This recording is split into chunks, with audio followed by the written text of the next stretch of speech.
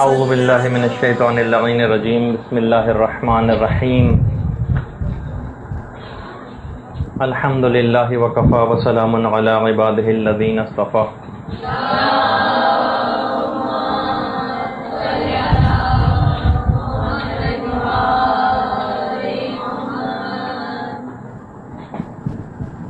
تفصیلات موت کے سلسلے میں درس نمبر 19 مرحلہ وار ہم آگے بڑھ رہے ہیں اور جیسا کہ آپ سب کے علم ہے کہ ہم شروع میں تمہیداً بہت سے موضوعات کو بیان کرتے ہیں اور وہ براہ راست ہمارے موضوع سے متصل بھی ہوتے ہیں۔ آج ہم ایک مسئلے کو بیان کریں گے شروع میں اور اس کے بعد پھر تسلسل سے ان باتوں کی طرف آ جائیں گے کہ جو ہمیں پروگرام کے تحت بیان کرنی تھی۔ کیا کچھ ایسے طریقے ہیں کہ مرنے کے بعد بھی ہمارا یہ جسم بالکل تر و تازہ اور صحیح و سالم رہے، اس کو کیڑے نہ کھائیں، صدیوں بعد بھی اگر اس جسم کو اٹھایا جائے اور قبر کو کھولا جائے تو یہ جسم ایسے ہی رہے؟ جی ہاں، ایسے بہت سارے طریقے بتائے گئے ہیں۔ تقریباً 13 کے قریب طریقوں کا تو آج ہم ذکر کریں گے، اور تاریخ میں بھی ملتا ہے، اور ایک بڑا امتیاز مکتب تشیع کو حاصل ہے کہ جو کہ اس کی حقانیت کی دلیل بھی ہے۔ میں نے بڑا تلاش بھی کرنے کی کوشش کی کہ ایسے واقعات میں تلاش کروں جو کسی اور فرقے کے لوگوں نے بیان کیے ہوں اپنے مردوں کے متعلق، کہ صدیوں بعد کئی سو سال بعد ان کی قبر کھلی تو ان کا جسم صحیح و سلامت نظر آیا،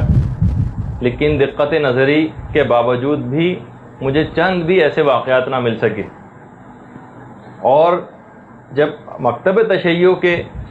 انتقال کر جانے والے لوگوں، علماء اور شہداء کے متعلق جب تلاش کرنی شروع کی تو بے شمار واقعات تاریخ کے اندر ملے جو کہ اس بات کی حقانیت کی بھی دلیل ہے۔ جو شاعر نے کہا ہے نا کہ امانت کی طرح رکھا زمین روز محشر تک، ہوا ایک منہ تن میلا نہ ایک تارے کفن بگڑا۔ بعض اوقات ہوتا یہ ہے کہ زمین امانت کی طریقے سے قیامت تک اس کے جسم کو سنبھال کر رکھتی ہے، نہ صرف یہ کہ ایک بال اس کا خراب ہوتا ہے اور نہ ہی کفن کا کوئی تار بگڑتا ہے۔ سب سے پہلی بات یہ ہے کہ کیا ایسی چیز ممکن ہے؟ کیا عقل اس بات کو کہتی ہے کہ یہ چیز ممکن ہو کہ کئی سو سال گزرنے کے بعد بھی جسم مرنے کے بعد ویسے ہی تر و تازہ رہے؟ یہ کیسے ممکن ہے؟ ایک سوال ابھرتا ہے دماغ میں۔ جواب اس کا یہ ہے کہ دیکھیے، پروردگار عالم اسباب و علل کا محتاج نہیں ہے۔ آپ نے دیکھا کہ فقط پروردگار عالم کی بات ایک طرف رہی ہے، بندے جو جسموں کو مسالہ لگا کر پریزرو کر لیتے ہیں، ممیفائی کر لیتے ہیں، اور اس کے بعد کتنے صدیوں گزرنے کے بعد تک وہ جسم ایسے ہی رہتا ہے، تو پروردگار عالم کی ذات سے تو یہ بات کہیں زیادہ بعید ہے کہ وہ یہ کام نہ کر سکے۔ اگر وہ پروردگار آگ کو ابراہیم کے لیے ٹھنڈا کر سکتا ہے، جو بغیر باپ کے مریم سے عیسیٰ کو پیدا کر سکتا ہے، جو ابراہیم و زکریا کو 90 اور 100 سال کی عمر میں بانجھ عورتوں سے اولاد دے سکتا ہے، اس کے لیے جسم کو پریزرو رکھنا کیا مشکل ہے؟ وہ پروردگار کو جو خضر کو 6000 سال کی زندگی دے سکتا ہے، اس وقت جناب خضر کی عمر 6000 سال، جو حضرت عیسیٰ کو 2000 سال کی زندگی دے سکتا ہے، اور جو حضرت حجت کو 1000 سال سے زائد کی عمر دے سکتا ہے،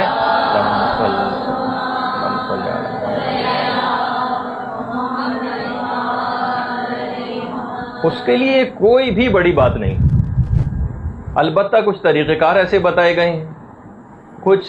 گروہ ایسے بتائے گئے ہیں، کچھ صفات ایسی بتائی گئی ہیں کہ جن کو اگر انسان جو ہے وہ اپنا لے تو اس کے بعد بہرحال اس کا ایک نتیجہ یہ ہوگا کہ اس کا جسم قبر میں بالکل صحیح و سالم رہے گا۔ اب ہم طریقے بتانے شروع کرتے ہیں، اس کے بعد چند ایک واقعات آپ کی خدمت میں پیش کروں گا۔ پہلی چیز ہے تعلیم قرآن۔ علماء نے لکھا ہے کہ بہت ساری روایات سے یہ بات ثابت ہوتی ہے کہ جو افراد قرآن کی تعلیم حاصل کرتے ہیں اور اس کو دوسروں تک پہنچاتے ہیں ان کا جسم قبر کے اندر خراب نہیں ہوتا. یہ پہلی چیز. تفصیلات ظاہر ہے کہ ہم ہر چیز کی تفصیل میں نہیں جائیں گے. دوسری چیز ہے نماز شب کی پابندی. جو شخص بھی نماز شب کی پابندی کرے گا اس کا جسم قبر کے اندر خراب نہیں ہوگا. تیسری چیز ہے شہادت کے درجے کے اوپر فائز ہونا. معمولی چیز نہیں، وہ تو زندہ ہیں، رزق بھی پا رہے ہیں، اور آگے چل کر ہم اس کے چند ایک واقعات بھی آپ کے سامنے پیش کریں گے. چوتھی چیز ہے بندگان خدا کی خدمت. جو شخص بھی خدا کے بندوں کی خدمت کرتا ہے، اس کو اپنا شعار بنا لیتا ہے، کوئی اس کے پاس مدد کے لیے آتا ہے تو وہ دوسروں کے پاس اس کو ریفر نہیں کرتا بلکہ خود اس کی مدد کرنے کی کوشش کرتا ہے اور اس کے مسئلے کو حل کرتا ہے. پروردگار عالم اس کا یہ فائدہ اور ثواب اس کو دے گا کہ اس کا جسم بھی قبر کے اندر خراب نہ ہوگا. پانچویں چیز ہے زیارت عاشورہ کی پابندی. زیارت عاشورہ، ابھی اس کا بھی ایک واقعہ آگے چل کر آئے گا. زیارت عاشورہ کو پابندی کے ساتھ پڑھنا، اس کے جہاں اتنے زیادہ دیگر فائدے ہیں اس میں سے ایک فائدہ یہ بھی اس کو حاصل ہوگا کہ مرنے کے بعد اس کا جسم خراب نہ ہونے پائے گا. اس کے بعد ہے مساجد کا فرش بچھانا اور مساجد میں جھاڑو دینا.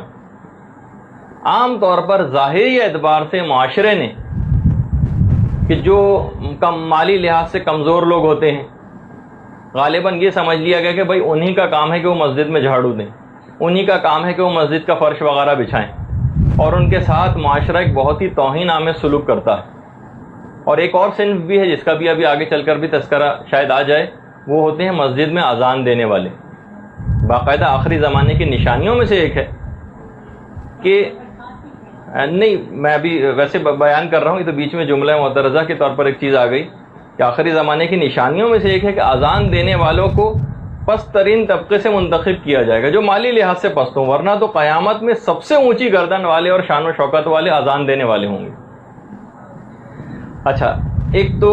ہو گیا یہ. پھر اس کے بعد اگلا عمل ہے وہ ہے شعائر خدا کی تعظیم کرنا. شعائر خدا کی تعظیم کرنا. تو بہرحال ہم اخلاص نیت کے ساتھ بہت ساری چیزیں شاعر خدا میں داخل ہیں. آپ میں سے اکثر کے باقاعدہ شاعر خدا کون کون سی چیزیں ہیں اس کے اوپر پورے درس ہو چکے ہیں، تو تفصیلات سے تو آپ آگاہ ہیں، لیکن بہرحال شاعر خدا کی تعظیم کرنا.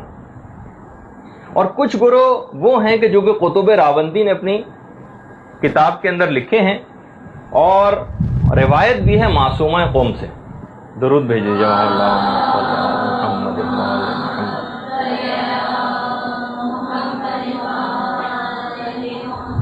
جس میں بہت سارے گروہوں کا تذکرہ معصومہ نے کیا ہے، اور کچھ تو وہی ہیں جو میں نے ابھی آپ کی خدمت میں پیش کیے. کچھ انبیاء اور اولیاء کا بھی تذکرہ ہے اس میں، لیکن جو اضافے ہیں اس میں ایک یہ ہے کہ جو افراد بھی روز جمعہ یا شب جمعہ انتقال کر جاتے ہوں ان کے جسم بھی قبر میں خراب نہیں ہوں گے. اور اب وہ آ جائیے وہی جو کہ میں نے اس سے پہلے بیان کر دیا، اذان دینا یا اذان کہنے والے افراد، ان کے جسم بھی قبروں میں خراب نہیں ہوں گے. اور وہ عورتیں کہ جو کہ حالت زچگی میں انتقال کر جاتی ہیں، روایات میں ہے کہ حالت نفاس میں انتقال کر جانے والی عورتیں، ان کا بھی اتنا اجر و ثواب ہے کہ پروردگار کی طرف سے ایک جو ذمہ داری ان کے اوپر ڈالی گئی تھی اس کو عہدہ برآں ہونے کے نتیجے میں ان کو موت آ رہی ہے، لہٰذا ان کے جسم قبر میں خراب نہیں ہوں گے.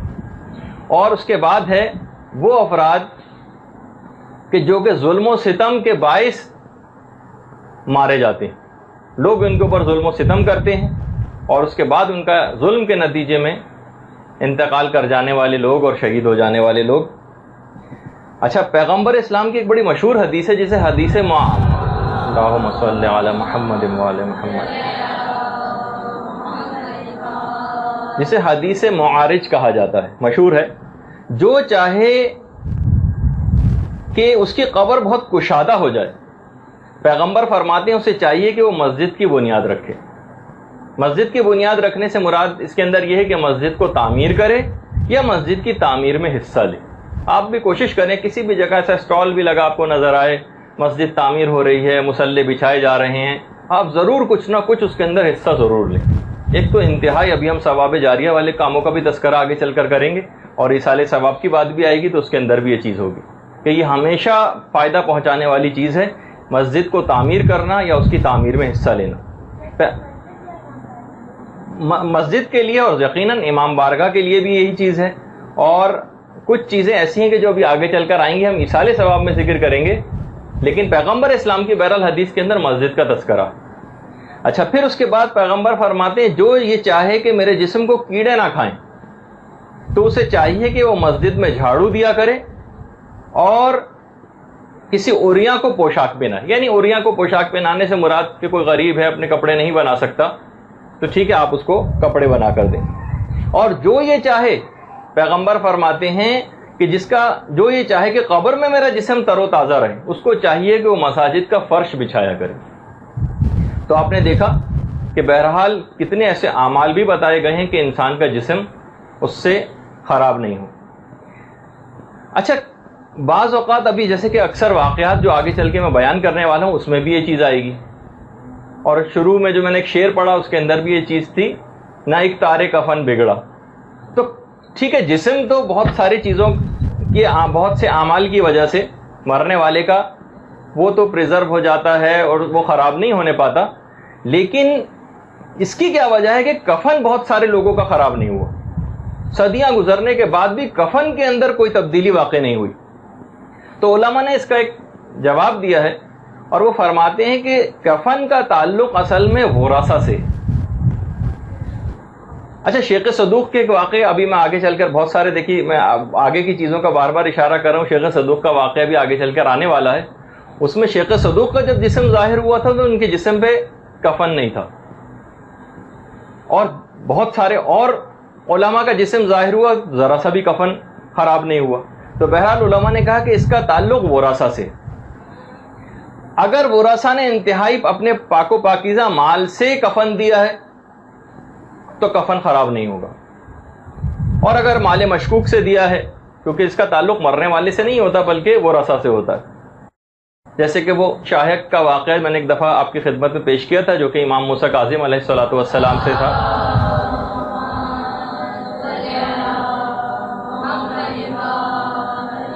اس نے آ کے کہا تھا نا کہ مولا میں آپ کے لیے کفن کا انتظام کرنا چاہتا ہوں۔ امام نے کہا کہ ہم اس خاندان سے تعلق رکھتے ہیں جو اپنی عورتوں کا مہر اور اپنے مردوں کا کفن پاک و پاکیزہ مال سے ادا کرتے ہیں، اور میں اپنا کفن اپنے ساتھ لایا ہوں۔ اسی طریقے سے انبیاء اور ائمہ کے اجساد یہ بھی خراب نہیں ہوتے۔ پیغمبر اسلام ختم مرتبت صلی اللہ علیہ وآلہ وسلم فرماتے ہیں کہ ہمارے گوشت کو زمین کے اوپر حرام قرار دیا گیا ہے، اور زمین ہمارے گوشت کے ذرات کو کھا بھی نہیں سکتی۔ بہار کے اندر بھی روایت ہے، بصائر الدرجات میں بھی ہے، اور من لا یعذر الفقیہ میں بالکل یہی روایت چھٹے امام سے مروی بھی ہے۔ اچھا، کتنے ہی واقعات کے اندر ہمیں ایسا ملتا ہے، مثلا اگر ہم پرانے انبیاء تک کے حالات میں کہ حضرت دانیال علیہ السلام جو پیغمبر خدا تھے، حضرت عیسیٰ کی پیدائش سے 606 سال پہلے بخت نصر نام کا ایک بادشاہ تھا جو انتہائی ظالم ترین بادشاہ تھا، اس کی حکومت میں قیدی بنا کر لائے گئے تھے۔ باقاعدہ واقعات میں ملتا ہے کہ حضرت دانیال کو درندوں کے سامنے ڈالا گیا، ان درندوں نے ان کو کوئی نقصان نہیں پہنچایا۔ کھولتے ہوئے پانی کے برتنوں کے اندر حضرت دانیال کو ڈالا گیا، یعنی ایسے ایسے مصائب ان انبیاء نے برداشت کی، لیکن بہرحال پروردگار کی طرف سے ان کے جسم کو جلایا نہیں جا سکا۔ اچھا، لیکن بہرحال اس کے بعد حکم خدا ہوا اور بہرحال ان کا انتقال ہوا حضرت دانیال کا۔ ایران میں باقاعدہ ان کی قبر بھی ہے۔ تو ایک زمانہ تھا تاریخ کے اندر ملتا ہے کہ جب بھی کبھی قحط پڑتا تھا تو حضرت دانیال کا جسم ان کی قبر میں ایک تختے کے اوپر رکھا ہوا تھا، باقاعدہ لوگ ان کے جسم کو قبر سے باہر نکالتے تھے، اس تختے کو باہر نکالتے تھے، اور جیسے نکالتے تھے موسلادھار بارش شروع ہو جاتی تھی اور قحط دور ہو جاتا تھا، اور پھر حضرت دانیال کے جسم کو دوبارہ، ورنہ سوچئے کہ حضرت عیسیٰ کی پیدائش سے بھی 606 سال پہلے کی بات ہے،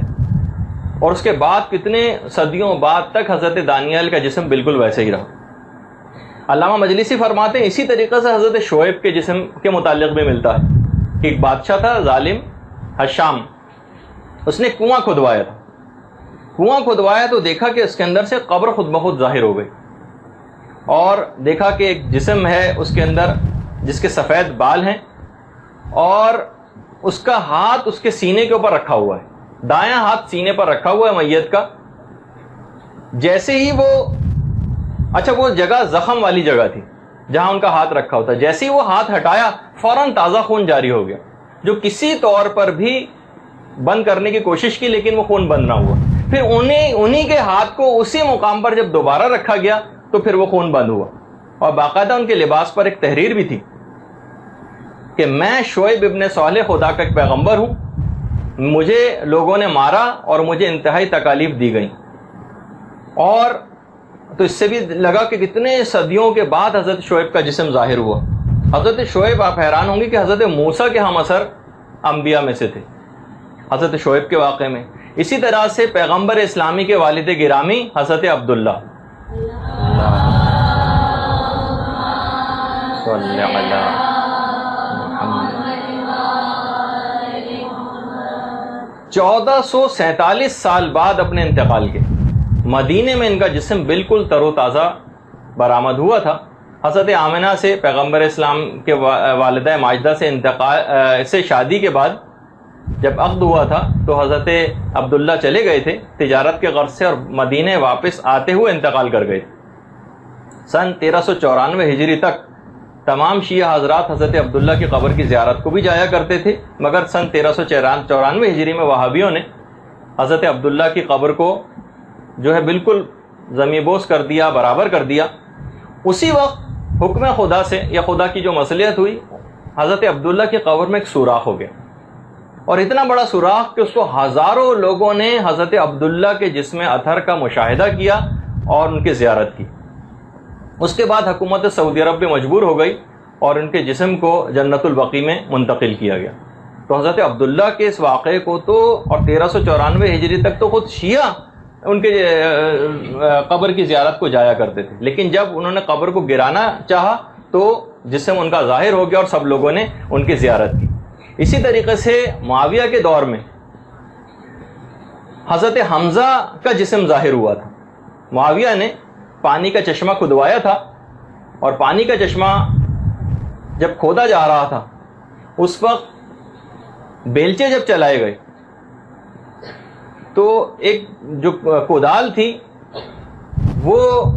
زمین کے اندر گئی اور کسی شخص کے پاؤں میں جا کر لگی. جب قبر وغیرہ کو اس جگہ کو مٹی کو ہٹایا گیا تو دیکھا کہ جسم موجود ہے جو وہاں پر دفن ہے. بعد میں پتہ چلا کہ یہ تو حضرت حمزہ پیغمبر اسلام کے چچا ان کی قبر تھی، اور بالکل تازہ خون ان کے قدموں سے جاری ہوا. اور یہ حضرت حمزہ کی یہ واقعہ جو ہے حضرت حمزہ کی شہادت کے 46 سال کے بعد پیش آیا تھا. ابو سعید خدری جو پیغمبر اسلام کے ایک صحابی ہیں فرماتے ہیں کہ میں نے خود اپنی آنکھوں سے ان کے جسم کا مشاہدہ کیا تھا. خود جابر بن عبداللہ انصاری بھی فرماتے ہیں کہ ہم نے شہداء کے جسم اتنے تر و تازہ دیکھے تھے، اتنے تر و تازہ کہ باقاعدہ ان کے جوڑ انتہائی آسانی کے ساتھ کھلتے اور بند ہوتے تھے. ورنہ آپ کو پتہ ہے نا کہ جسم مرنے کے بعد ایک دم سے سخت ہو جاتا ہے، اور اس کے جسم کو کسی شخص کے مرنے کے بعد میت کو موڑنا اور اس کے اعضاء کو موڑنا کتنا مشکل کام ہو جاتا ہے. لیکن کہا کہ جابر بن عبداللہ انصاری فرماتے ہیں اس حد تک ان کے جسم تر و تازہ تھے اور کہ ہم آرام سے ان کے جسم کے جوڑوں کو کھولتے اور بند کر رہے تھے. تاریخ مدینہ منورہ کے اندر باقاعدہ پورا ایک واقعہ ہے. اسی طریقے سے حضرت حذیفہ یمانی 1300 سال کے بعد ان کا جسم ظاہر ہوا تھا. حذیفہ 36 ہجری کے اندر انتقال کر گئے تھے، اور آپ کو جیسے کہ علم میں ہے کہ حضرت حذیفہ پیغمبر اسلام کے رازوں کے امین کہے جاتے ہیں. اور پانچویں امام یہ بات بیان فرماتے ہیں کہ جو 7 ارکان ہیں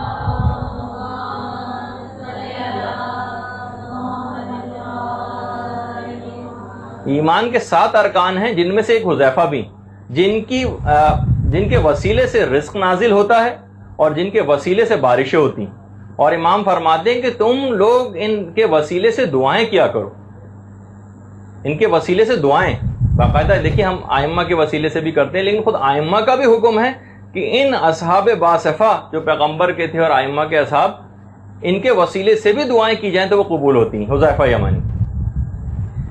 اچھا، حذیفہ کے متعلق کہا جاتا ہے کہ ان افراد میں بھی شامل تھے کہ جنہوں نے سیدہ کونین کی نماز جنازہ میں شرکت کی تھی. اللہم صلی علی محمد و علی محمد. مولائے کائنات کی حکومت ظاہری کے 40 روز کے بعد جب قائم ہو گئی تھی، اس کے بعد حضرت حذیفہ یمانی کا انتقال ہو گیا تھا، اور سلمان فارسی کی جو قبر ہے مدائن میں اس سے چند کلومیٹر کے فاصلے پر ان کو دفن کیا گیا تھا. لیکن اس کے بعد دریا جب بہت قریب پہنچ گیا اس کا پانی، اور انہدام کا خطرہ پیدا ہونے لگا قبر کے، تو سید محمد صدر جو اس زمانے میں تھے، ان کی صدارت میں ان کی قبر کو کھولا گیا، اور 1300 سال کے بعد حذیفہ یمانی کا جسم بالکل تر و تازہ نمودار ہو گیا. کفن تک بھی ذرا سا بھی بگڑا نہ تھا. لوگوں نے دیکھا کہ بلکہ ان کے بال بھی ان کے گندمی تھے، رنگ گندمی تھا، بال سفید تھے، اور باقاعدہ بالوں کے اوپر مہندی بھی لگی ہوئی تھی. پھر اس کے بعد ایک دوسرا کفن ان کو پہنایا گیا، اور حضرت سلمان فارسی کے قبر کے برابر میں ہی ان کو مدائن میں قریب ہی ان کو دفن کیا گیا. اسی طریقے سے حضرت حور کے متعلق ملتا ہے. دیکھیے، ہم چند ایک چیزوں کا تذکرہ کر رہے ہیں تاکہ ایمانی لحاظ سے بھی ایک تقویت ہو اور آپ کے سامنے رہے کہ بہرحال یہ سب شہداء ہیں اور اپنے جسم و جان کو خدا کے دین کی آبیاری کے لیے انہوں نے استعمال کیا تھا. حضرت حور کا جسم 850 سال کے بعد سن 514 ہجری میں جب شاہ اسماعیل صفوی جو بادشاہ تھا اس نے تعمیر کروانی شروع کی، تو اس وقت ان کا جسم اطہر حضرت حور کا وہ ظاہر ہوا، اور وہ واقعہ بھی مشہور ہے کہ ایک رومال بندھا ہوا تھا. جب شاہ اسماعیل صفوی نے وہ تبرک کے طور پر اس رومال کو لینا چاہا تو فوراً ہی خون نکلنے لگا، اور اس کے بعد پھر دوبارہ جب تک وہ رومال باندھ نہیں دیا گیا جب تک وہ خون بند نہ ہوا. اور یہ بھی کہا جاتا ہے کہ شاہ اسماعیل صفوی نے جان بوجھ کر حضرت حور کی قبر کو کھودنے کا حکم دیا تھا، کیونکہ اس زمانے میں ایک بات بہت مشہور ہو گئی تھی کہ حضرت حور کی توبہ کے سلسلے میں بڑے شکوک و شبہات لوگوں کے دماغ میں ہو گئی، لیکن اس میں کوئی شک و شبے کی بات نہیں تھی. امام زمانہ نے جو زیارت ناہیہ کا جملہ ہے وہی حضرت حور کے لیے بہت کافی. اللہم صلی علی محمد و علی محمد. السلام علی الحر ابن یزید الریاحی. میرا سلام ہو حر ابن یزید ریاحی پر. اس سے زیادہ تو کوئی چیز سند نہیں ہو سکتی تھی حر کی توبہ کے سلسلے میں بھی. اس کے علاوہ حبیب ابن مظاہر کا جسم، یہ بھی تقریباً 1100 سال کے بعد نادر شاہ درانی نے امتحان کے لیے حضرت حبیب ابن مظاہر کی قبر کو کھدوا کے دیکھا تھا، بالکل تر و تازہ. حبیب ابن مظاہر کا جسم جیسی قبر کھلی تھی، تاریخ میں ملتا ہے کہ اتنی شدید ہوا چلی کہ بے ہوش ہو کر نادر شاہ گر پڑا،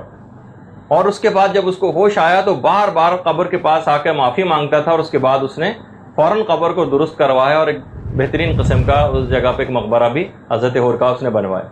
اسی طریقے سے بہت کم افراد کو، ویسے تو تاریخ کے اندر تو بات مشہور ہے، حضرت سکینہ امام حسین کی وہ مظلوم بیٹی، اللہم صلی علی محمد،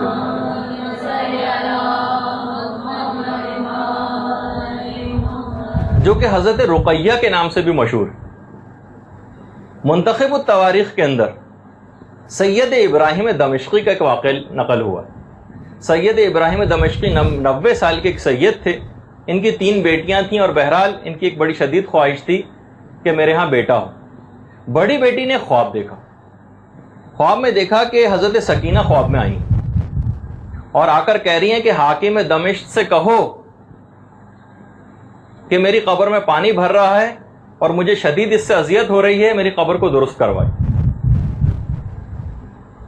اس نے نظر انداز کر دیا، بلکہ اب اٹھ کے باپ کے پاس آئیں، ابراہیم دمشقی کے پاس سنایا واقعہ، لیکن بنو امیہ کا دور انہوں نے سنی انسنی کر دی. اس کے بعد جو منجلی بیٹی تھی اس نے بھی اگلی رات یہ خواب میں دیکھا کہ حضرت سکینہ آئی ہیں اور کہہ رہی ہیں کہ اپنے باپ سے کہو کہ حاکم دمشق کے پاس جائے اور میری قبر کو درست کروائے. اس نے پھر واقعہ باپ کو سنایا. باپ اتنا زیادہ ڈرا ہوا تھا کہ اس نے ہمت نہیں ہوئی اس کی کہ میں جو ہوں جاؤں اور بادشاہ کے پاس کہیں مجھے مروا ہی نہ دے. اس کے بعد سب سے چھوٹی بیٹی نے بھی یہی خواب دیکھا،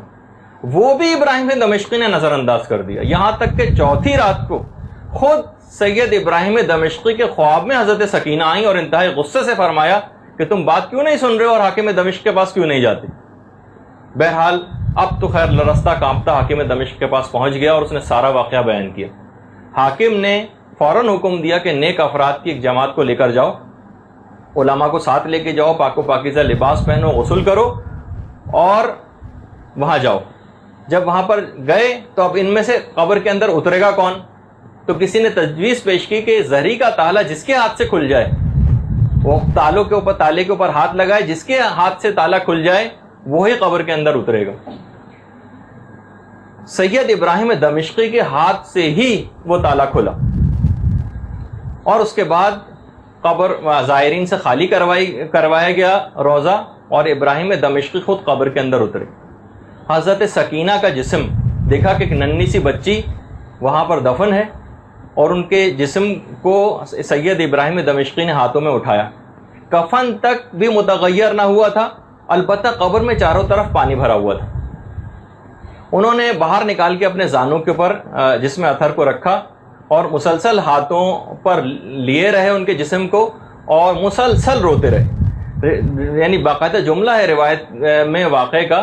کہ 3 دن کے اندر ان کی قبر تیار ہوئی۔ اس پورے 3 دنوں میں سوائے نماز کے واجب کے پڑھنے کے اس وقت جسم کو ایک پاکیزہ جگہ کے اوپر رکھتے تھے، نماز ادا کرتے تھے اور پھر فوراً اپنے ہاتھوں میں جسم کو لے لیتے تھے۔ اس دوران جو خاص طور پر چیز نوٹ کی گئی اور جو کرامت تھی بی بی کی، وہ یہ کہ ان 3 دنوں کے اندر سید ابراہیم دمشقی کو نہ بھوک لگی اور نہ تجدید وضو کی ضرورت پیش آئی۔ اور اس کے بعد جب دوبارہ قبر کو صحیح دوسری جگہ کے اوپر دفن کیا گیا ان کے جسم اطہر کو، تو اس وقت سید ابراہیم دمشقی کو جو شروع سے ایک ان کی دلی خواہش تھی کہ میرے ہاں بیٹے کی پیدائش ہو، اس وقت انہوں نے بی بی کے حوالے سے پروردگار عالم سے دعا کی بیٹے کے لیے، اور 90 سال کی عمر میں سید ابراہیم دمشقی کے ہاں بیٹے کی ولادت ہوئی، جس کا نام پھر انہوں نے سید مصطفیٰ رکھا۔ حاکم شام نے اس پورے واقعے کو تفصیل کے ساتھ لکھ کر سلطان عبدالحمید ترکی میں اس نے روانہ کیا، اور اس کے بعد جو حاکم تھا ترکی کا، اس نے حضرت زینب اور حضرت سکینہ یا حضرت رقیہ کے روضے کی جو تولیت تھی وہ سید ابراہیم دمشقی کے حوالے کر دی۔ درود بھیج دیجئے محمد و آل محمد۔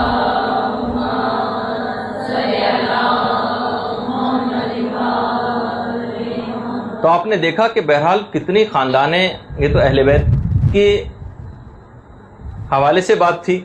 لیکن علماء اعلام یہ جو دین کی شمع جو روشن کرتے ہیں اور پیغام حق جو لوگوں تک پہنچاتے ہیں خود ان کے جسم کے متعلق، محمد ابن یعقوب کلینی بغداد کا جو خلیفہ تھا، وہ 7ویں امام کے روضے کے اوپر لوگوں کے بے انتہا رش کو دیکھ کر شدید ترین جلتا تھا۔ اس کو کسی نے مشورہ دیا کہ آپ شیعوں کا عقیدہ ہے کہ ان کے اماموں کے جسم خراب نہیں ہوتے، آپ ایسا کریں کہ ان کے 7ویں امام جو ہیں ان کی قبر کو کھدوا کر ان کے جسم کا مشاہدہ کریں۔ بہرحال ایک وزیر تھا جو تقیہ کی حالت میں تھا، بادشاہ کو مسلسل وہ سمجھاتا رہتا تھا کہ آپ ایسا نہ کریں، لیکن جب اس نے دیکھا کہ کسی طور پر تیار نہیں ہو رہا ہے تو اس نے کہا کہ شیعوں کا عقیدہ جو اپنے ائمہ کے متعلق اور انبیاء کے متعلق ہے، وہی شیعوں کا نظریہ اپنے بزرگ علماء کے متعلق بھی ہے۔ تو بجائے اس کے کہ آپ امام موسیٰ کاظم کی قبر کو کھدوا کر دیکھیں، آپ ایسا کریں کہ محمد ابن یعقوب کلینی کی قبر کو کھدوا کر دیکھ لیں، ان کا نظریہ اس کے متعلق بھی یہی ہے، اور آپ کو جو تسلی کرنی ہے آپ کی تسلی بھی ہو جائے گی۔ بادشاہ کی سمجھ میں یہ بات آ گئی اور محمد ابن یعقوب کلینی کی قبر کو کھدوا کر دیکھا تو باقاعدہ دیکھا کہ محمد ابن یعقوب کلینی کا جسم بالکل جیسے کہ ابھی ابھی دفنایا گیا ہو، اور ان کے ساتھ ایک اور قبر بھی ظاہر ہوئی جو ایک بچے کی قبر تھی، بچے کی قبر۔ اتنا اور بتا دوں کہ محمد ابن یعقوب کلینی غیبت صغرا کے دور کے علماء میں سے ہیں، یعنی خود امام زمانہ عجل اللہ تعالی فرجہ الشریف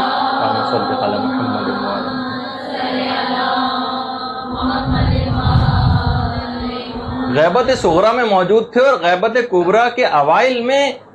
محمد ابن یعقوب کلینی کا انتقال ہوا ہے، اور ان کی قبر بغداد میں ہے۔ آغا بزرگ تہرانی نے باقاعدہ سید محمد ہاشم بہرانی، جن کی کتاب لولو کے نام سے مشہور ہے، اس میں ان کے حوالے سے کہتے ہیں کہ کتنے ہی ثقہ اور بزرگ علماء نے خود اپنی آنکھوں سے محمد ابن یعقوب کلینی کے جسم اثر کا مشاہدہ کیا تھا باقاعدہ. اسی طریقے سے یعنی آپ خود سوچیے کہ غیبت کبریٰ کے آغاز کی بات ہو رہی اور اس زمانے میں ان کا انتقال ہوا تھا اور اس کے بعد بھی جسم ویسے ہی ظاہر ہوا. اس کے بعد شیخ صدوق 1238 ہجری میں ایران میں شدید بارشیں ہوئی تھیں, شدید بارشیں, اور تقریباً شیخ صدوق کے انتقال کے 857 سال کے بعد تہران میں ہزاروں لوگوں نے شیخ صدوق کا جسم جو ظاہر ہوا تھا تو قبر کے اندر باقاعدہ بہت سارے لوگوں نے ان کا جسم دیکھا کہ بالکل ویسا ہی جسم تھا کہ جیسے ابھی ابھی کوئی شخص انتقال کر گیا, بالکل ابھی ابھی. اچھا البتہ جیسے کہ میں نے ابھی شروع میں کہا تھا کہ شیخ صدوق کے جسم پہ ایک چیز نوٹ کی گئی کہ ان کا جسم تو بالکل ویسے ہی تھا لیکن جسم کے اوپر کفن نہیں تھا اور اعضائے مخصوص کے اوپر مکڑی نے اس انداز سے دبیز جالے بن دیے تھے کہ جسم کے اعضاء ظاہر نہیں ہو رہے تھے, اور باقاعدہ ان کے جو داڑھی تھی اور ان کے تلوے تھے اور ان کے جو ناخن تھے ان کے اوپر مہندی لگی ہوئی تھی. قاجار جو بادشاہ تھا وہ خود دیکھنے کے لیے آیا. اچھا اس زمانے میں ایک مرجے تھے ملا علی کنی, جو اس زمانے میں نہیں, وہ بہت بعد میں مرجے بنے تھے. وہ خود فرماتے ہیں کہ میں نے 18 سال کی عمر کا تھا جب میں نے شیخ صدوق کے جسم کو اپنی آنکھوں سے دیکھا تھا. ملا علی کنی بعد میں مرجع تقلید بھی بنے تھے. وہ خود فرماتے ہیں کہ 18 سال کی عمر میں نے شیخ صدوق کے جسم کو دیکھا. شیخ علی فلسفی جو ایک اور عالم ہیں وہ فرماتے ہیں کہ شیخ صدوق کے فتوے میں غسل جمعہ واجب تھا. لوگوں نے ان کے جسم میں ایک بات اور نوٹ کی کہ تمام ناخن سب کٹے ہوئے تھے سوائے ایک ناخن کے. چھوٹی انگلی کا ایک ناخن انہوں نے چھوڑا ہوا تھا اور وہ جمعے کے انتظار میں چھوڑا ہوا تھا تاکہ پیغمبر اسلام کی ایک سنت پر عمل ہو جائے, لیکن جمعے سے پہلے ہی شیخ صدوق کا انتقال ہو گیا تھا.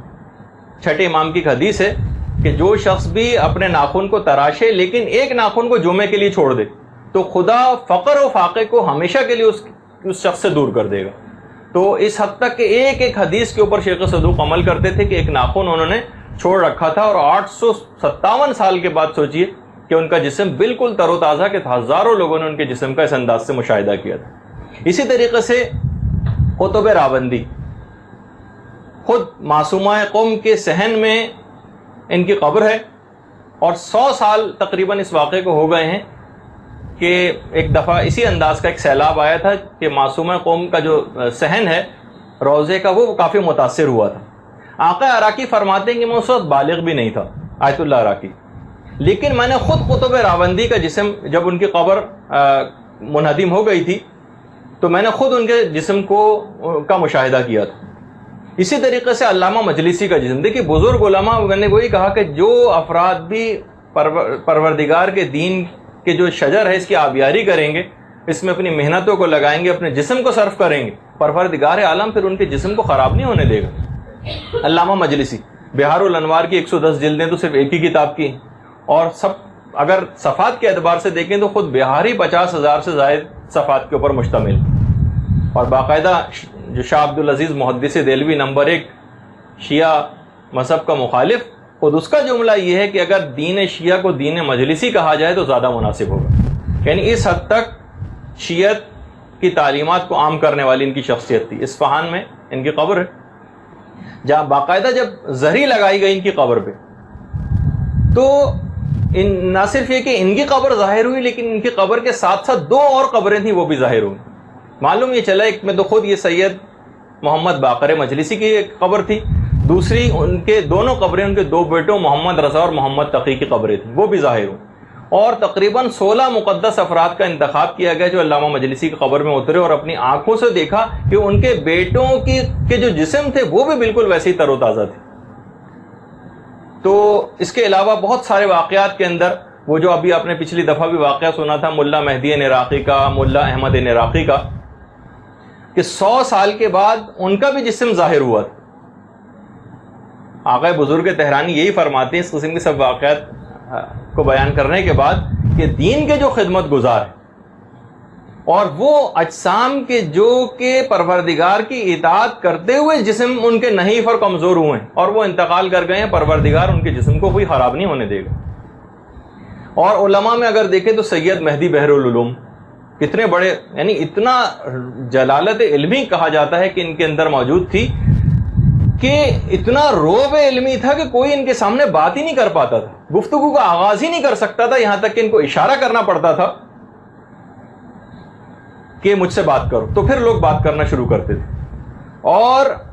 مسلسل امام زمانہ سے رابطہ اور کسب فیض کیا کرتے تھے۔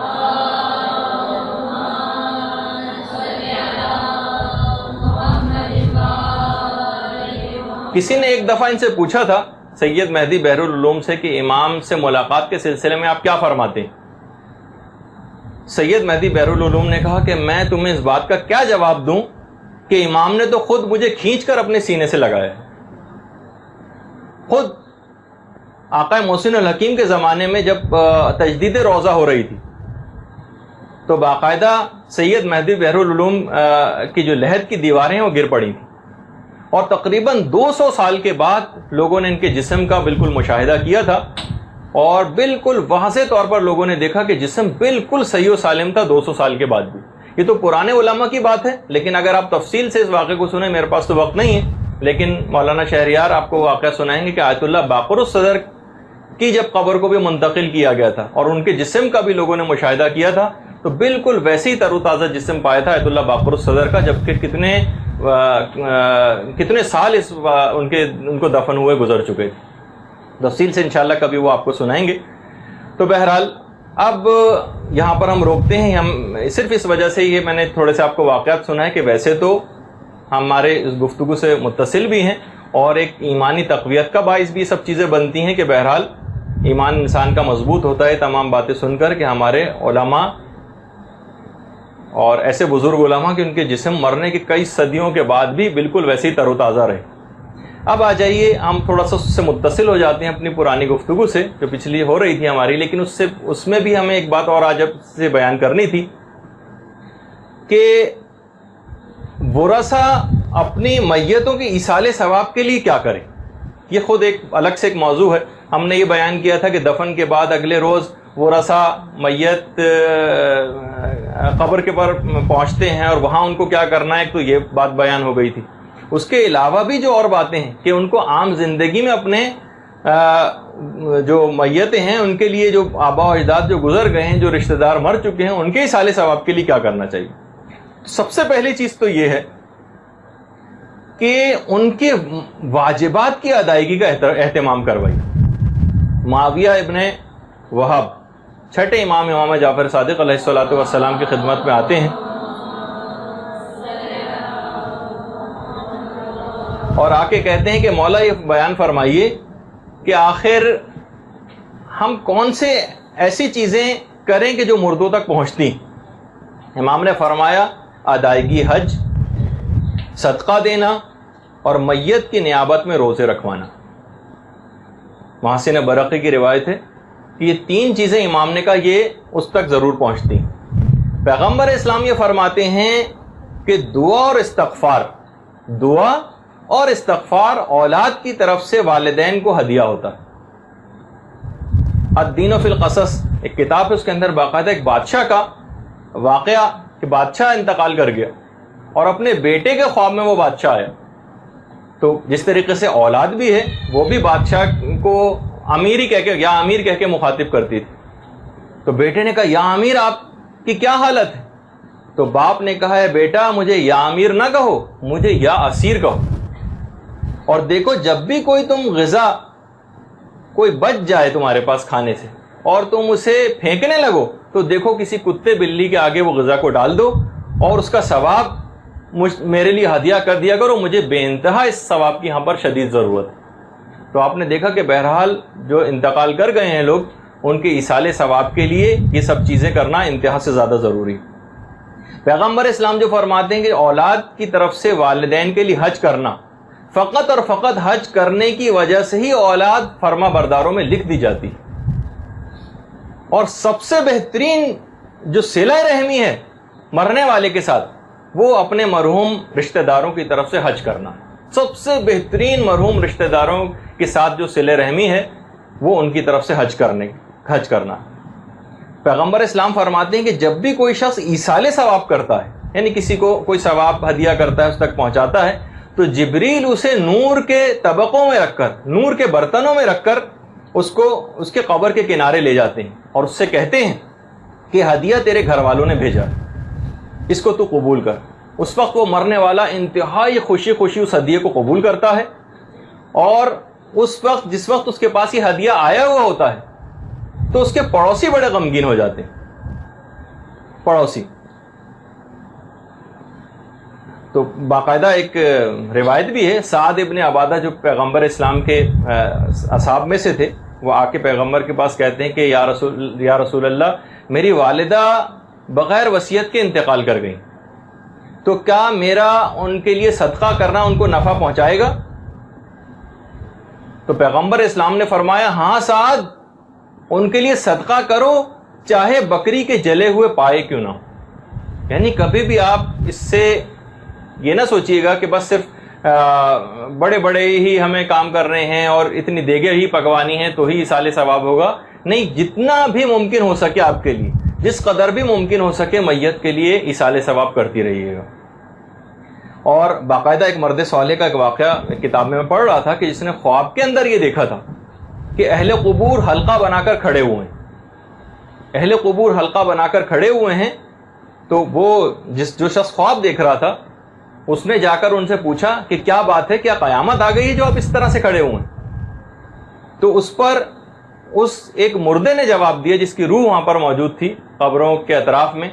کہا کہ ہمارے ایک بھائی نے سورہ اخلاص پڑھ کر یہ ثواب ہم تک پہنچایا ہے جسے ہم 1 سال سے تقسیم کر رہے ہیں. تو آپ نے دیکھا کہ اتنی, یعنی جو ہمارے لیے صرف چند سیکنڈز کی چیزیں ہیں لیکن مردوں کے لیے کتنا زیادہ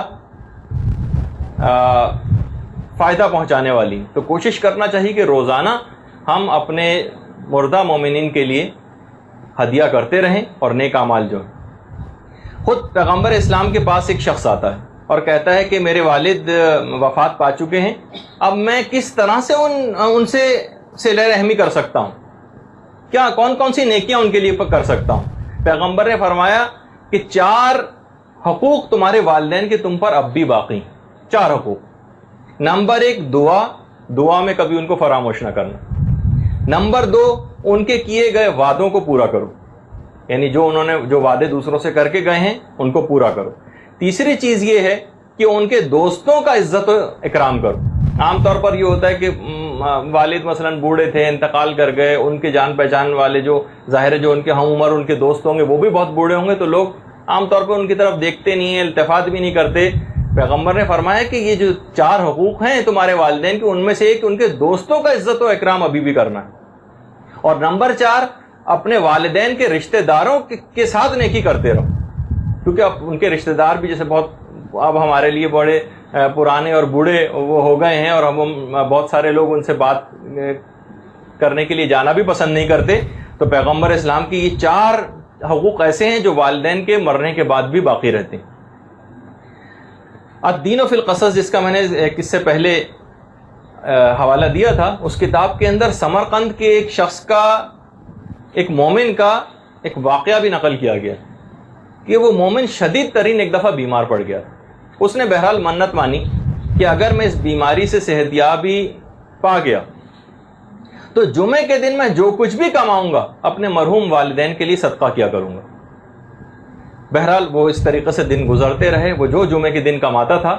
وہ اپنے مرحوم والدین کو صدقہ کر دیا کرتا تھا. ایک دن جمعے کے دن صبح سے شام تک, بہرحال غریب شخص تھا, ڈیلی ویجز ٹائپ کی کوئی اس کی جاب تھی,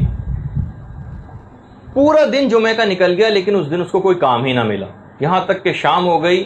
شدید ترین پریشانی میں گھر واپس آیا کہ بہرحال اب تو منت میں نے مانی تھی اس کا پورا کرنا بھی واجب ہے. ایک عالم کے پاس گیا, عالم کے پاس گیا کہ کہا کہ میں تو جمعے کے دن جو کماؤں گا وہ ہدیہ کروں گا, تو آج تو میں کچھ کما ہی نہیں سکا, میں اپنی منت کو کیسے پورا کروں؟ ان عالم نے کہا کہ تم یہ کرو کہ تو ان کے سامنے اس پھلوں کے چھلکوں کو جا کے ڈال دو, جب وہ کھا چکے ہیں اس کو تو اس کا ثواب اپنے والدین کی روح کو ہدیہ کرو. جمعے کے دن اس نے یہ کام کیا. ہفتے کی رات کو جب سویا تو اس نے خواب میں اپنے والدین کو دیکھا جو انتہائی خوش تھے. اس کو اپنی آغوش محبت میں اس کے والدین نے لے لیا, کہا بیٹا جس چیز کی ہمیں ضرورت تھی تم نے وہ چیز ہم تک پہنچائی, خدا تم سے راضی و خوش رہے. اب دیکھیے اس سے بھی ایک اندازہ آپ لگانے کی کوشش کریں کہ اتنی چھوٹی چھوٹی سی چیزیں کہ اس نے کوڑے پر سے جو چھلکے تھے پھلوں کے ان کو دھونے کے بعد جانوروں کو کھلا کے اس کا ثواب صدقہ کیا، تو وہ بھی اس کے والدین کے کتنا زیادہ کام آیا۔ اچھا، اسی طریقے سے خالی یہی نہیں کہ ہم سوچتے ہیں کہ بھائی یہ تو جو کہ عام قسم کے لوگ ہوں ان کو اس ثواب کی زیادہ ضرورت ہوتی ہے، اور جو بڑے بڑے علماء ہیں اور ان کے والدین ہیں وہ تو پہلے سے اتنے غنی اور وہ سب ہوتے ہیں کہ ان کو تو اس چیز کی ضرورت ہی نہیں۔ آیت اللہ محمد حسین طباطبائی کہ ایک بھائی تھے محمد حسن طباطبائی، فلسفے کے بہت بڑے عالم تھے، ان کا ایک شاگرد تھا سید محمد حسن طباطبائی، آیت اللہ سید محمد حسین طباطبائی کے بھائی۔ ان کا ایک شاگرد تھا تبریز میں جو تحذیر ارواح کا ماہر تھا، ارواح کو حاضر کرنا۔ اچھا، اتنا میں اور بتا دوں کہ موجودہ مجتہدین کے فتوے میں تحذیر ارواح حرام ہے، ارواح کو حاضر کرنا، اور بہرحال یہ ایک علم اور فن ہے اور یہ چیز پاسبل ہے۔ اتنا میں بتا دوں کہ یہ چیز بالکل پاسبل ہے، روحوں کو عالم ارواح سے بلا لینا،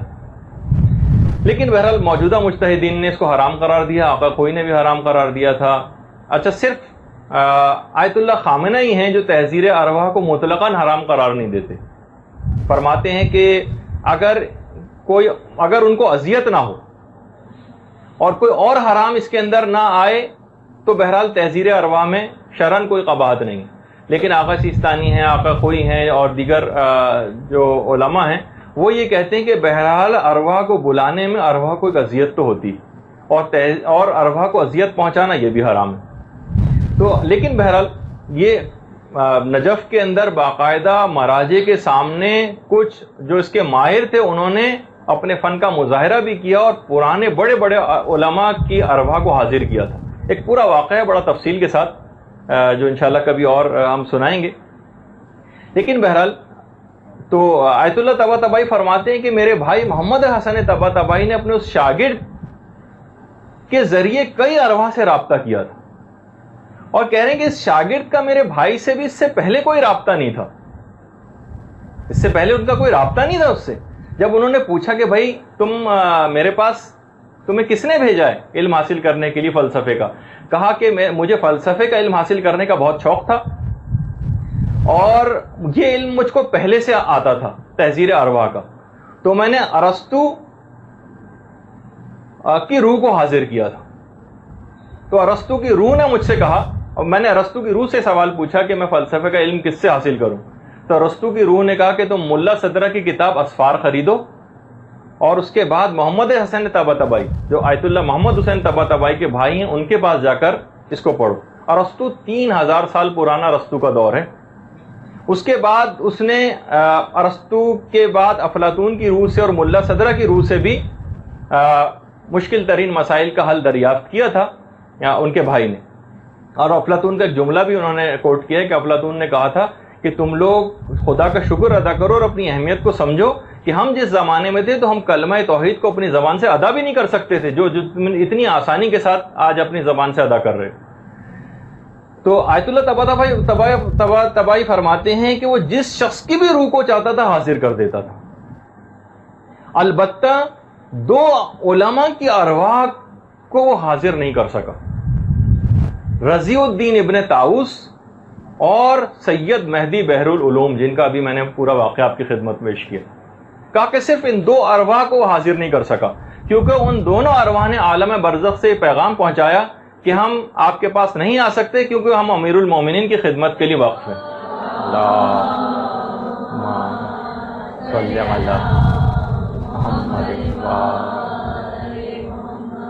ہم امیر المومنین کی خدمت کے لیے وقف ہیں، ہم آپ کے پاس نہیں آ سکتے، یہ باقاعدہ۔ اچھا، اب فرماتے ہیں کہ اس کے بعد ان کے اس شاگرد نے محمد حسن طباطبائی کے خط لکھا آیت اللہ محمد حسین طباطبائی کو، اور کہا کہ میں نے آپ کے والد ماجد کی روح کو بھی حاضر کیا تھا، آپ کے والد ماجد کی روح کو آپ سے ایک شکایت ہے۔ وہ شکایت یہ ہے کہ آپ نے تفسیر المیزان لکھی اتنا میں بتا دوں کہ تفسیر المیزان اس وقت عالم اسلام کی شیعہ اور سنی تمام وہ تفاسیر کو اگر ملائیں تو اس سے بہتر کوئی تفسیر آج تک لکھی ہی نہیں گئی. اور تفاسیر کے اپنے کچھ امتیازات بھی ہیں کہ آیت اللہ خوئی نے جب تفسیر البیان لکھنی شروع کی تھی، اور ابھی شروع ہی کیا تھا کام، اور ابھی صرف مقدمہ تفسیری لکھا تھا کہ آیت اللہ محمد حسین طباطبائی کی المیزان سامنے آ گئی، تو آیت اللہ خوئی نے اپنی تفسیر کے کام کو بند ہی کر دیا. کہا کہ یہ ایسی تفسیر ہے جیسے میں لکھنا چاہتا تھا اور اب اس میں مزید کچھ کرنے کی ضرورت نہیں، وہ کام ہو چکا. تو آیت اللہ محمد حسین طباطبائی فرماتے ہیں کہ اس نے مجھے خط لکھا، کہا کہ آپ کے والد کی روح آپ سے خوش نہیں، اور وہ یہ کہہ رہی ہے کہ آپ کے والد کی روح نے کہا ہے کہ میرے بیٹے سید محمد حسین طباطبائی نے تفسیر المیزان لکھی ہے، لیکن اس نے اس تفسیر کا ثواب ہمارے لیے ہدیہ نہیں کیا. اچھا، اب یہ فرماتے ہیں کہ میں نے یہ جو تفسیر لکھی تھی ابھی غیر مطبوع تھی، ابھی چھپی بھی نہیں تھی، اور اس تفسیر کا میرے بھائی کو بھی علم نہیں تھا کہ وہ تبریز میں تھے، ان کو بھی اس کا علم نہیں تھا. یہاں تک کہ جب ان کو بھی علم نہیں تھا تو اس کے شاگرد کو کہاں سے علم ہو گیا؟ میں بڑا حیران ہوا. اور اس کے بعد خیر میری ایک وجہ یہ تھی کہ میں نے اس تفسیر کے ثواب کو یوں ہدیہ نہیں کیا تھا کہ میں حقیقتاً اپنی اس تفسیر کو اپنا کوئی کارنامہ سمجھتا ہی نہیں تھا، اور میں اپنی کوئی قابلیت اس میں نہیں دیکھتا تھا کہ میں اس کا ثواب اپنے والد کی روح کو ہدیہ کروں. تو میں نے اس وقت یہ کہا کہ پروردگارہ، اگر واقعی تیری نگاہ میں میری اس تفسیر لکھنے کی کوئی قیمت ہے تو میں اس کا ثواب اپنے والدین کی روح کو ہدیہ کرتا ہوں. اب تھوڑے ہی عرصے کے بعد اس نے دوبارہ اسی کی طرف سے خط آیا کہ میں نے دوبارہ آپ کی والد کی روح سے رابطہ قائم کیا ہے، اور اب وہ آپ کی والد کی روح آپ سے بہت خوش ہے، اور اب تو فرماتے ہیں ان کے بھائی محمد حسن طباطبائی کہ اب تو میں نے خود اپنے والد کی روح سے بات کیا، وہ آپ سے بہت زیادہ خوش ہیں، اور انہوں نے یہ پیغام پہنچانا چاہا ہے آپ تک کہ پروردگار آپ کو طول عمر دے، تائید خدا آپ کی شامل حال رہے کہ محمد حسین طباطبائی نے کتنا بہترین ثواب ہمارے لیے ہدیہ کیا ہے. تو بہرحال یہ دیکھیے کہ یہ ایک ایسی چیز ہے کہ ہمیشہ چاہے وہ کتنے ہی بڑے عالم کیوں نہ ہوں اور کتنے ہی علم کے درجے پر فائز کیوں نہ ہوں، ان کو ہمیشہ ان ثوابوں کی وہاں پر ضرورت رہے گی جب بھی ثواب جاریہ کا ایک سلسلہ، کیونکہ زیادہ راہ بہت کم ہے لیکن سفر بہت طویل طے کرنا، تو اس میں جتنا بھی زیادہ اس عمر عزیز کو فضول کاموں میں گنوانے سے بہتر ہے کہ زیادہ سے زیادہ حاصل کیا جائے اس دنیا میں، اور اس کے بعد جو لوائقین رہ گئے ہیں ان کا بھی فریضہ ہے کہ مسلسل اپنے ارواح کے لیے اس کا ثواب پہنچاتے رہیں. اب دیکھیے بہت ساری باتیں ہیں کہ جو میں صرف اس وجہ سے کہ خود میں اس بات سے بہت انسپائر ہوتا ہوں، اور بعض اوقات میں نے اس سے پہلے بھی کہا تھا کہ میں اس بات کی ٹوہ میں رہتا ہوں کہ علماء اپنی ذاتی زندگی میں کیا کرتے ہیں، خود ہمارے اساتذہ ان کا اپنی ذاتی زندگی کے اندر ان کون سے اعمال انجام دیتے ہیں. ایسے میرا ہمیشہ سے یہ ہے، اور صرف اس وجہ سے کہ جب ہم براہ راست ایک تو پرانے علماء کی ویسے کوئی بات سنیں، اور ایک نہیں بالکل براہ راست ہی کوئی ایسی بات ہو تو اس سے ذرا فوری طور پر عمل کرنے کے لیے دل راغب ہوتا ہے. خود میں نے اس کا ایک تجربہ کیا اور اپنے بچوں سے ہی آغاز کیا اس کا. میں ان کو سونے سے پہلے ہمیشہ صرف ایک پرسنل بات صرف اس وجہ سے آپ کو بتا رہا ہوں کہ انشاءاللہ آپ بھی جب اس پہ عمل کریں گی تو اس کے اندر میں ثواب میں شریک ہو جاؤں گا، کہ سونے سے پہلے سالوں سے میں ان کو ضرور اس بات کا عادی بنا دیا کہ ان کو چند ایک واقعات ضرور سونے سے پہلے سناتا ہوں. لیکن اچھا جب وہ اتنے بہت زیادہ اس کے عادی ہو گئے کہ بعض اوقات مجھے بھی اکثر پریشانی ہونے لگتی ہے کہ اب روزانہ 3-4 واقعات اور سالوں سے سنائے جا رہے ہیں، اتنے واقعات کا یاد کرنا اور اس کو ذہن نشین رکھنا اور ان کو سنانا.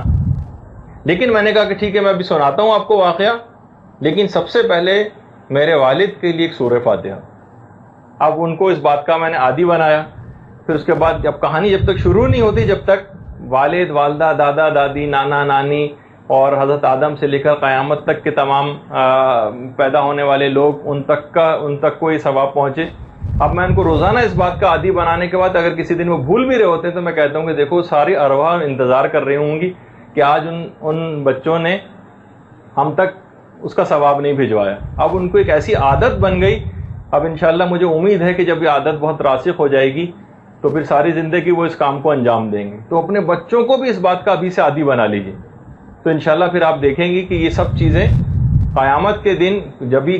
بھی کوئی دعا یا کوئی ایسا ہدیہ ان تک جاتا ہے تو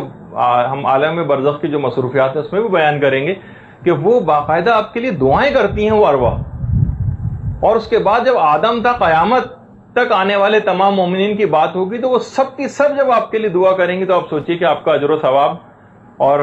جب خود ان تک پہنچیں گے تو وہ کیسا استقبال کریں گے آپ کا. تو ایک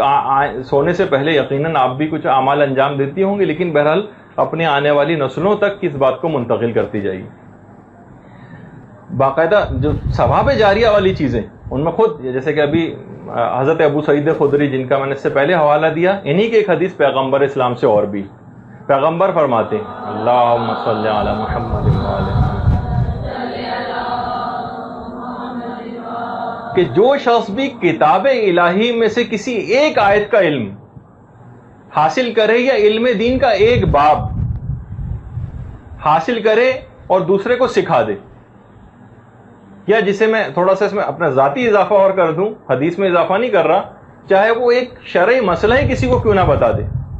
تو پروردگار قیامت تک اس کے ثواب کو بڑھاتا رہے گا بڑھاتا رہے گا بڑھاتا رہے گا، یعنی رکے گا ہی نہیں. آپ نے تو صرف ایک مسئلہ فقہ بتایا لیکن اس کا ثواب اتنا زیادہ بڑھتا جائے گا.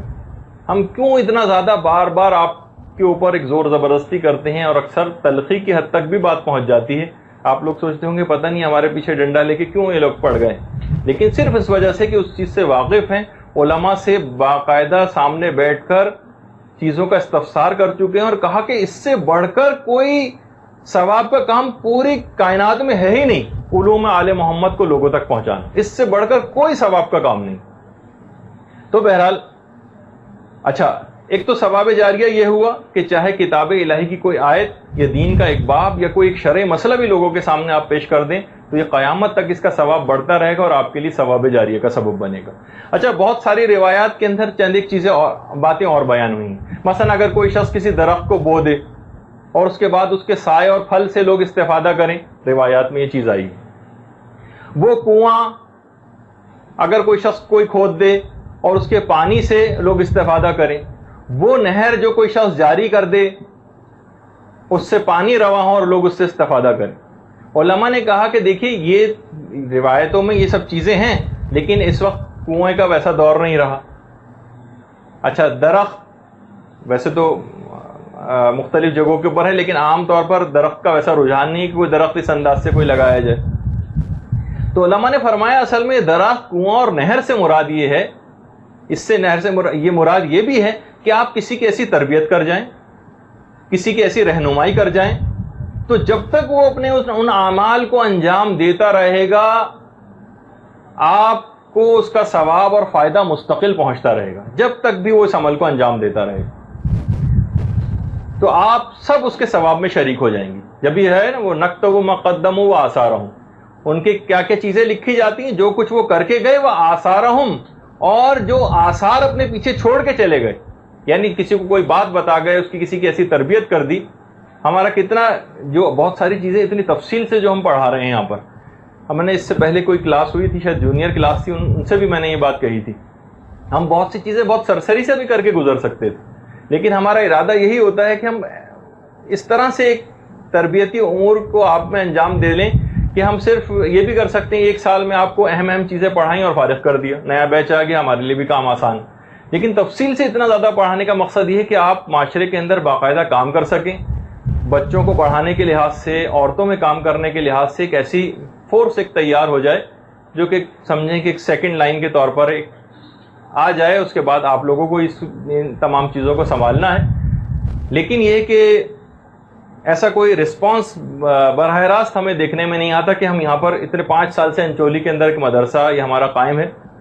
یہاں پر تو ہم پڑھا رہے ہیں لیکن یہاں جو خواتین اس علاقے کے اندر رہتی ہیں اور یہاں مدرسے جوائن نہیں کرتی، ان کے لیے ہم نے کیا کیا اب تک؟ تو کوئی ایسا کام ضرور آپ کر جائیے، چھوٹے چھوٹے اپنا کوئی ایسا گروپ بنا لیجئے کہ جو معاشرے میں پردے کے لحاظ سے کام کر سکے. جیسے میں نے ابھی آپ لوگوں کی تو خیر پہلے کلاس ہو چکی ہیں، جو نئی کلاسز لی ہیں پردے کے موضوع پر، صرف چند ایک کی کلاسز ہوئی ہیں اور تقریباً میرے پاس اس وقت 400-500 سوالات کے قریب موجود ہیں جن کے جوابات دینے ہیں صرف پردے سے متعلق. یہ وہ چیز ہے جو کہ آپ کے لحاظ سے دیکھا جائے تو ہر وقت آپ کو بلوغ سے لے کر اب تک کام آنے والی کتنی چیز تھی، اور اتنے سوالات، اور ہر سوال اتنا اچھا ہے اس کے اندر کہ بالکل ایک جینین جس کو سوال کہا جاتا ہے وہ سوال ہے. یعنی کوئی ایسا نہیں کہ جو فضول قسم کا ایسا کوئی سوال کیا گیا ہو. تو اتنا زیادہ معاشرے کے اندر علوم کو رائج کرنے کی ضرورت ہے، اور ہم بہت سارے ایسے علوم کو حاصل کرنے کے لیے تگ و دو کے اندر اپنی جان کو لگاتے رہیں کہ براہ راست معاشرے کو اس سے کوئی فائدہ نہ ہو. معاشرے کی تو یہی ضرورت ہے. بہت سارے دیکھیے علم ایسے ہیں کہ جس کے اندر آپ لوگوں کے لحاظ سے اتنا زیادہ ہم تفصیل میں جانا ضروری نہیں سمجھتے. مثلا عقائد کی بہت سا علم ہے. ایک حد تک عقائد عمل کے لیے بھی علم کو حاصل کرنا ہے، لیکن بہت سی چیزوں کے متعلق جیسے کہا جاتا ہے تحصیل حاصل ابس ہوتی، یعنی ایک چیز آپ کو حاصل ہو چکی اس کو مزید حاصل کرتے جائیں. محقق دوانی ایک عالم گزرے ہیں، ایک دفعہ وہ کتاب لکھ رہے تھے کہ ان کی کنیز نے یا ملازمہ نے آ کر پوچھا کہ محقق آپ کون سی کتاب لکھ رہے ہیں؟ کہا میں وجود خدا پر کتاب لکھ رہا ہوں. فوراً اس ملازمہ نے ایک آیت پڑھی، کیا زمین و آسمان کے بنانے والے میں بھی کسی کو شک ہو سکتا ہے؟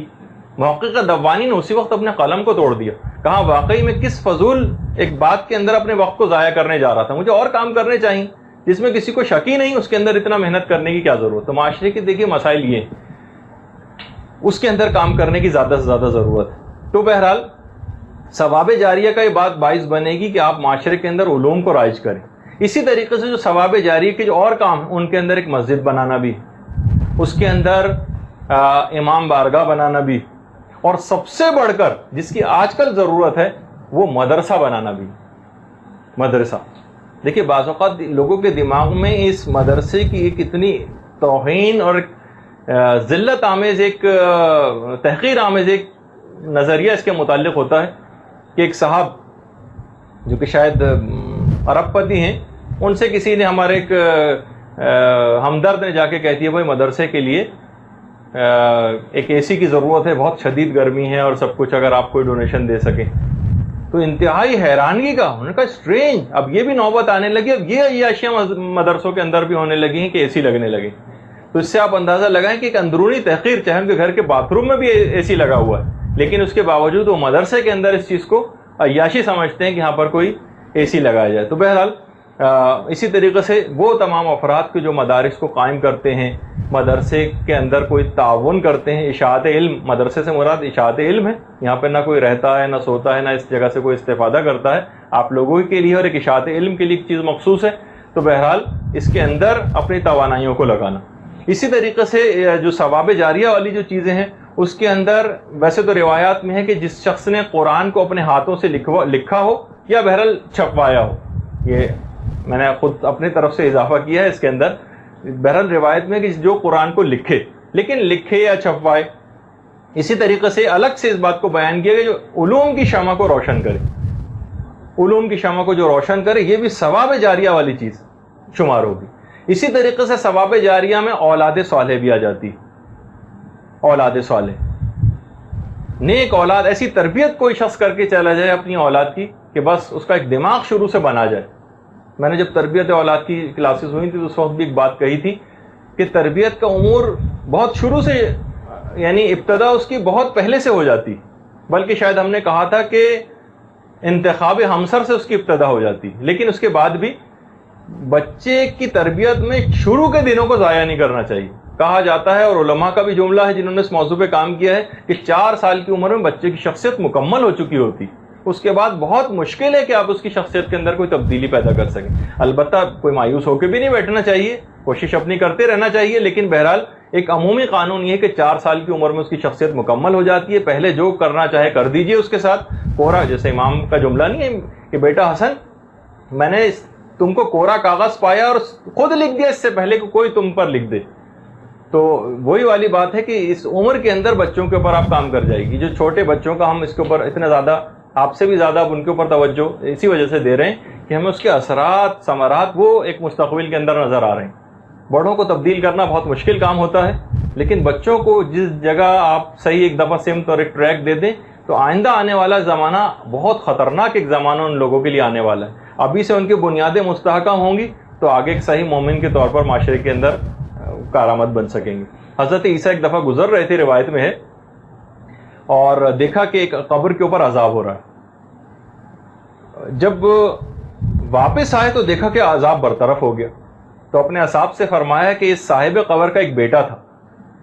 اس نے ایک راستے کو درست کر دیا، یعنی روڈ بنوا دی ایک جگہ پر، اور ایک یتیم کو پناہ دے دی، بس اس کی وجہ سے یہ مردہ بخشا گیا۔ امام حسن اور امام حسین علیہ الصلوۃ والسلام، اللہم صلی علی محمد وعلی محمد،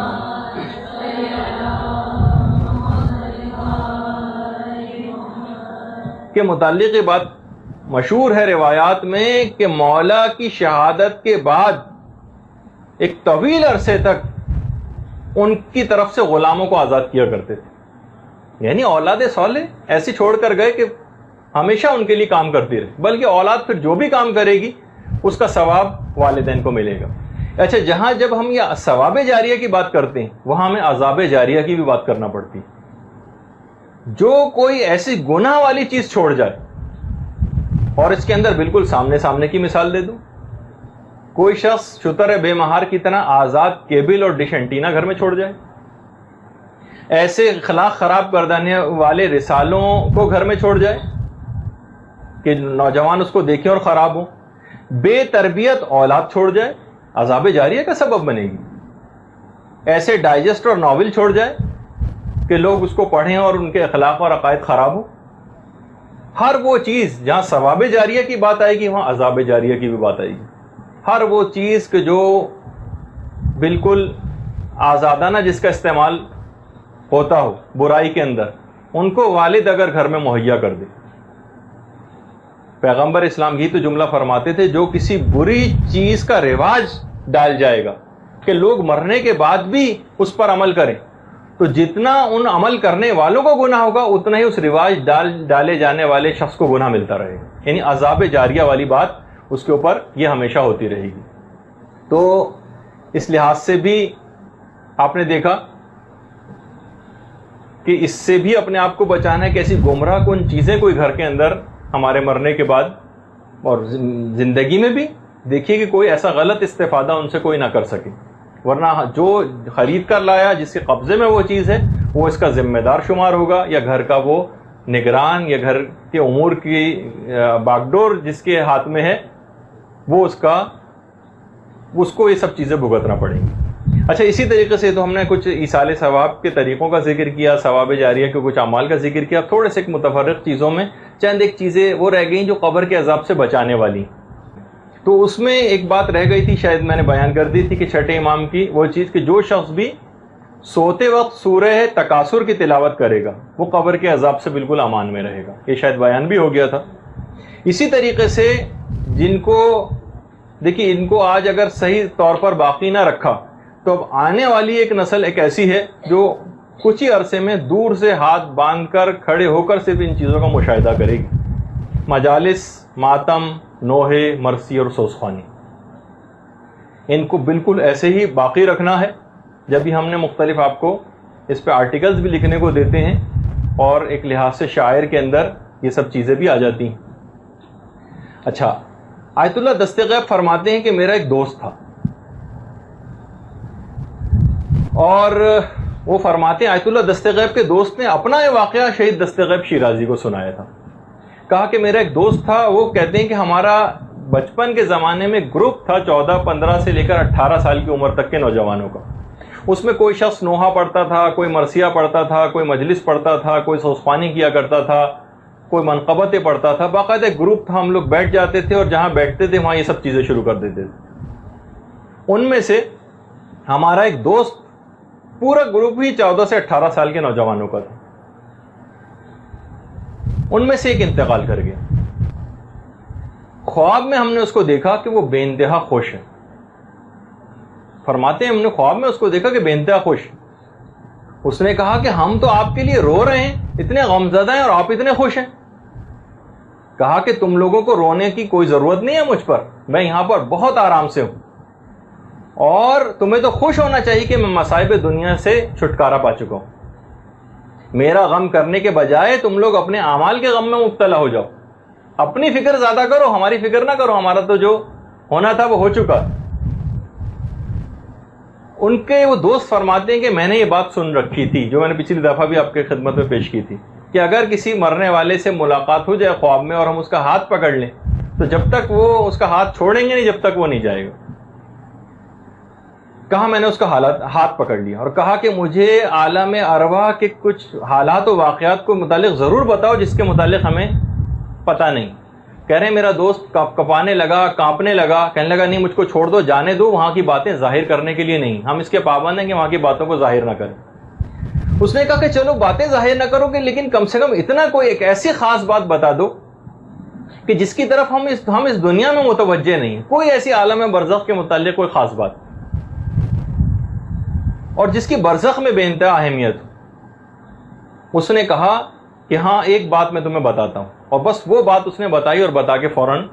چلا گیا. وہ یہ ہے کہ جب تک میں اس دنیا میں تھا مجھے امام حسین کے مقام کا اتنا بڑا علم نہیں تھا جو مجھے عالم برزخ میں آ کر ہوا. یہاں آ کر مجھے پتہ چلا,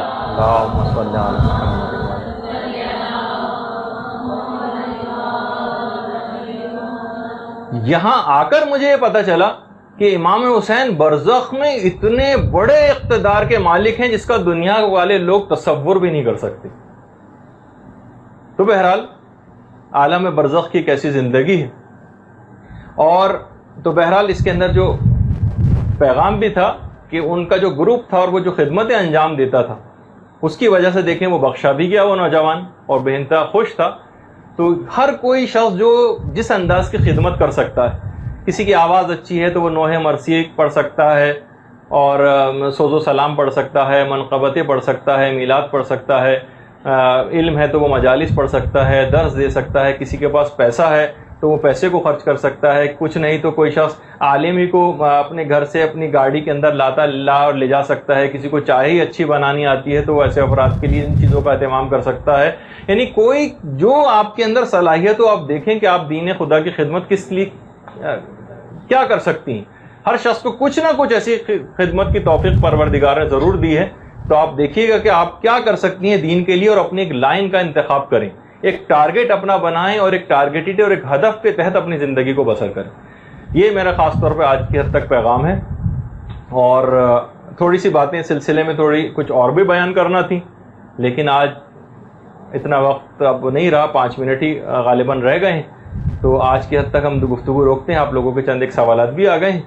اور انشاءاللہ ان کے میں دیکھ لوں گا کہ تحریری جواب اگلی دفعہ دیے جا سکتے ہیں. بس اگلی دفعہ یہ دماغ میں رہے کہ عالم برزخ کی مصروفیات اور کچھ تذکرہ رجت کا اور اس کے بعد پھر قیامت کی کیفیات, اس کے اوپر ہماری گفتگو شروع ہو جائے گی انشاءاللہ. گفتگو یہیں پر روکتے ہیں. وصلی اللہ علی محمد و آلہ الطاہرین. درود بھیجیے.